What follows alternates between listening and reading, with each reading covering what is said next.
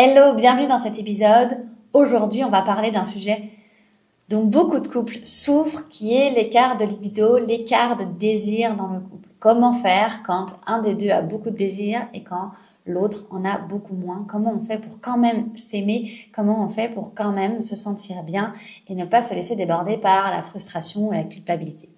Je te propose aujourd'hui de regarder ce problème sous un autre angle. Je vais me transformer en Miss Météo pour te faire comprendre comment tu peux voir les choses d'une autre façon. Imagine, tu vis en Irlande, un pays magnifique. Mais en Irlande, le soleil se fait rare. Chaque fois que le soleil pointe le bout de son nez, tu te sens bien, tu te sens revivre, tu es en pleine forme, tu es heureux, tu es fier de toi, tu es content, tu as confiance en toi. Tout semble plus simple. Mais la plupart du temps, en Irlande, il fait pas beau. Et donc toi, tu attends ce soleil. Tu te plains qu'il est pas là, tu te dis mais c'est pas vrai, mais quand est-ce qu'il revient le soleil? J'en peux plus, moi j'en ai besoin, je me sens pas bien, je déprime, je me sens frustrée. Évidemment, tu l'as compris, l'Irlande c'est ton couple, le soleil c'est le sexe, la pluie c'est quand il n'y a pas de sexe. Tu te demandes alors peut-être que je devrais déménager dans un pays où il y a plus de soleil. Peut-être que je devrais quitter l'Irlande et aller voir comment ça se passe dans des pays où je pourrais avoir du soleil tout le temps. Mais pour toi, c'est hors de question parce que tu l'aimes l'Irlande, tu as envie de vivre ici, c'est ça que tu as envie de vivre. Donc tu restes coincé entre ton amour pour cet endroit et ton obsession pour le soleil qui manque à ta vie. Moi, je te propose autre chose. Si au lieu de te plaindre du manque de soleil, tu apprenais à aimer la pluie. Dans ton couple, ça pourrait ressembler à ça. Arrêtez de voir l'écart de libido comme un problème à résoudre.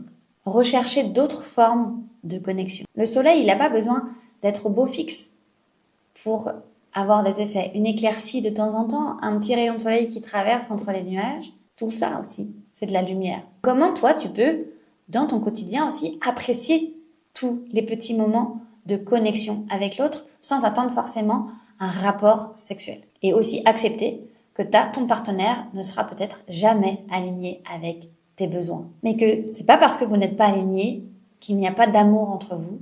Et ça ne veut pas dire que l'autre t'aime moins ou que l'autre t'aime pas. En lâchant ton obsession pour le soleil, donc en lâchant ton obsession pour avoir plus de sexe, donner plus envie à l'autre, faire en sorte que l'autre me dise plus oui, tu vas te donner la chance de redécouvrir ton couple sous d'autres formes.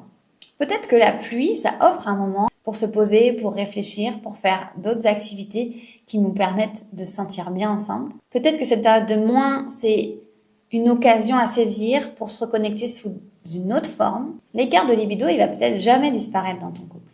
Mais si tu apprends à le vivre différemment, tu vas vraiment changer la dynamique dans ton couple et tu vas pouvoir retrouver la sérénité, l'énergie, le bien-être que tu ressens quand il y a du soleil. Et surtout, tu vas plus rendre ton bien-être dépendant du soleil. C'est-à-dire que qu'il y ait du soleil ou qu'il pleuve, toi, tu vas te sentir bien avec ça. Et c'est ça qui est super important. C'est de remettre à l'intérieur de toi le pouvoir sur ton bien-être et que ton bien-être ne soit pas défini par le nombre de rapports que tu as avec l'autre, le nombre de moments que tu vas passer au soleil, mais simplement te sentir bien qu'importe la situation. Je te propose un petit défi pour cette semaine. Pense à une situation récente où tu t'es pas senti bien, où tu t'es dit « il me manque vraiment du soleil là, là j'en peux plus, j'en ai marre, ça fait X temps qu'on n'a pas eu de soleil ». Et pose-toi cette question. Qu'est-ce que j'aurais pu faire pour vivre ce moment autrement, sans me focaliser sur ce qui manquait? Je te souhaite une belle semaine et je te dis à très vite dans un prochain épisode.